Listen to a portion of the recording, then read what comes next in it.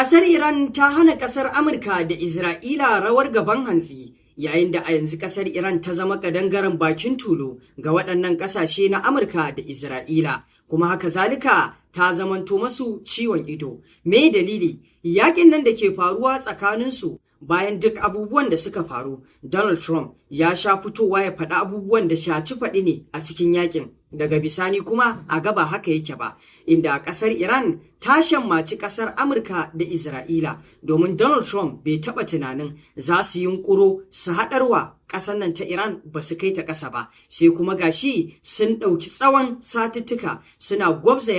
yaƙin da Trump yake tunanin cikin wuni ɗaya ko wuni biyu ya gama da ƙasar Iran, amma kuma sai gashi a yanzu abubuwan da ke bayyana Trump gabaki ɗaya komai ya kacame masa. Domin duk ta inda ya bulla domin shawo kan al'amarin ya faskara ya gagara. Idan ba ku manta ba mun kawo muku rahoton yadda Trump ya fito yake sukar kafafen yada labarai bisa batutuwan da suka ringa fitarwa bayan bincike da suka yi. Kamar jaridar nan ta New York Times wadda ta fito ta bayyana cewa har yanzu Iran tana da ƙarfin soji, kamar yadda ta bayyana cewa cikin kaso 3 na makamanta kaso 1 ne kawai ta ƙarar da shi, har yanzu tana da ragowar kaso 2, wanda wannan kalami Donald Trump ya fito ya soke shi yayin da yake nuna ya ɗaiɗaita wato ƙarfin sojin ƙasar Iran da ma makamanta, kuma sai ta bayyana ƙarfin sojin Iran yana nan daram-dam, kuma haka zalika makamanta da Donald Trump yake faɗa ya ɗaiɗaita shi to bai ɗaiɗaitu ba, domin suna da makamai tari-tari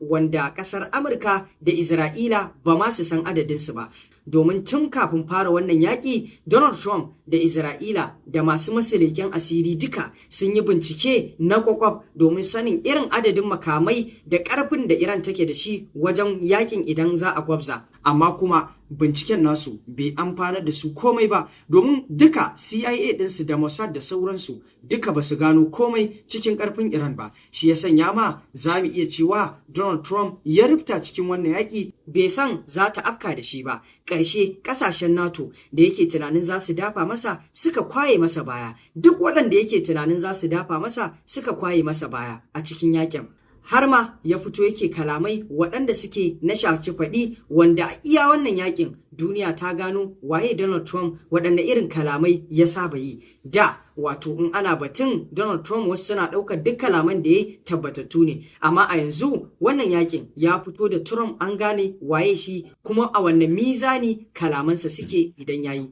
A yanzu abin da ya rage wa Donald Trump ɗaya ne, domin Iran ta tsaya babu gudu ba ja da baya, kuma ta kafe kan cewa idan ta saka kafarta a fagen yaƙi to fa babu ja da baya. Kuma yanzu abin da ke bayyana shine Trump sai dai ya aminta da abubuwan da Iran ta yadda da su, wanda ba ta yadda da su ba a kyale ta, domin duk inda ya bulla wannan al'amari nasa ba zai haifar masa da ɗa mai ido ba. Duk inda ya zagaya ya je ya tattauna da Xi Jinping shugaban ƙasar China domin ya shawo kan al'amarin, hakan bai amfana masa komai ba. A yanzu dai ƙarshe abin da yake a nune shine Donald Trump ya je ya canza duk wani ƙudire-ƙudire nasu, ya aminta da abubuwan da Iran ta zo da shi, sana kyale ta akan abin da bata aminta da shi ba, domin hakan shine zai kawo wato masala. Ko kuma zaɓi na biyu a koma gwabzawa yaƙi, domin ƙasar Iran ta bayyana cewa ko da za a koma gwabza yaƙi a shirye take, kuma sannan idan yarjejeniya ake shirin kullawa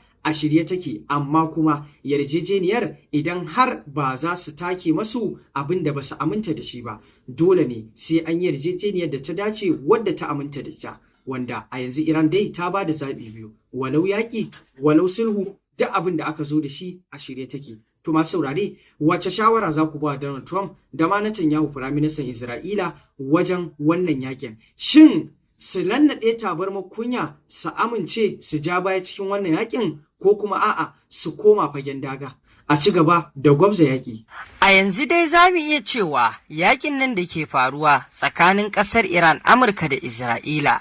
ba a san macito ba sai miya ta ƙare. Domin ko a halin da ake ciki a yanzu, kamar yadda muka san tarihin ƙasar Iran, idan suka ce za su yi, idan suka ce a'a to fa a'a ce. Kuma haka zalika a tarihi ba a taɓa cin Iran da yaƙi ba, wato sai sau ɗaya a tarihinta tun da ta kafu shekaru wato da yawa da suka gabata. Kuma haka zalika abu mafi kyan wanda ya kamata ku sani shine Iran ba ta taɓa tsoma kafarta a fagen dagar yaƙi ta gudu ba ko ta ja da baya. Wannan ma tarihi ne da Iran ba ta taɓa yin mummunan tarihi irin wannan ba, ta sa ƙafa a yaƙi ta ware. Kuma a yanzu ma wannan yaƙi da ta sa ƙafa tsakaninta da ƙasar nan ta Amurka da Isra'ila babu gudu babu ja da baya. Kuma duk irin yadda wato aka kai ga wato wani yanayi, Iran ba ta juya baya ba. Domin idan kuka duba abin da ya wakana a wato farkon yakin nan, da yawa sun ɗauka lokacin da aka sanar da shahadar Ayatollah Ali Khamenei, lokacin da wato harin nan na farko da haɗin gwiwar Amurka da Isra'ila suka kawo, an ɗauka cewar wato ƙasar Iran za su miƙa wuya, su zubar da makamansu, su nuna sun yi mubaya'a ga Amurka. To fa sai aka ga abun ma ƙara zafi yayi. Ƙasar nan ta Iran ta ƙara wato zafi fiye da yadda ma aka santa, saboda ta fito da dukkan wani ƙarfi nata, kuma dukkan wato shugabannin da aka kashe mata hakan bai sa sun risina ba. Kuma ko shi kansa Donald Trump da shi kansa Netanyahu ɗaukansu da aka kashe Ayatollah Ali Khamenei, to fa sun karya lagon ƙasar Iran. Iran za ta zo ta risina ne ta kuma wato miƙa wuya ga ƙasar nan ta Amurka. Sai kuma aka ga hakan bata faru ba, kuma duk yanda suka kawo tunaninsu hakan bai faru ba, kuma sun ci gaba da gwabza yaƙi yanda ba a taɓa tunani ba. Har ma suke tunanin cewa wato shirin makamin nukiliyar Iran za su rukurkushe shi, sun yi yunkurin su tarwatsa, amma shirin nasu bai kai ga hakan ba.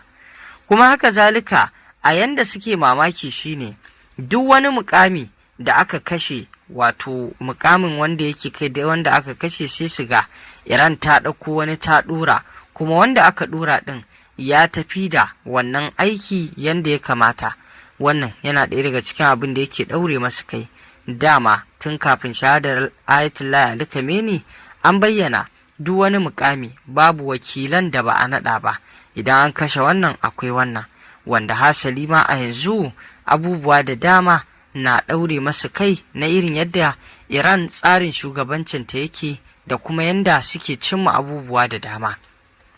Har yanzu dai wasu na cewa me yasa ba a yi jana'izar Ayatollah Ali Khamenei ba, shin ko an ya ɓoye? To abin da yake a bayyane shine ƙasar Iran ta nuna cewa za a yi wato jana'izar Ayatollah Ali Khamenei ne matsawar aka tabbatar da wato an gama yaƙi kuma an samu zaman lafiya. Idan kuwa aka ce za a yi wannan jana'iza a yanzu, to miliyoyin mutane ne za su halatta, kuma za su iya yin amfani da hakan Amerika da wato Isra'ila wajen kawo gagarumin hari. Kuma jana'izar in za a yi ta za ta kasance ne wato dandazon mutanen da su taru kusan ba a taɓa tunanin irin mutanen ba, shi ya sanya suka ɗage har sai lokacin da ya kamata. To masu saurare, me za ku ce kan yadda wannan ƙasa ta Iran ta zamarwa ƙasar Amurka da Isra'ila a dangaren bakin tulu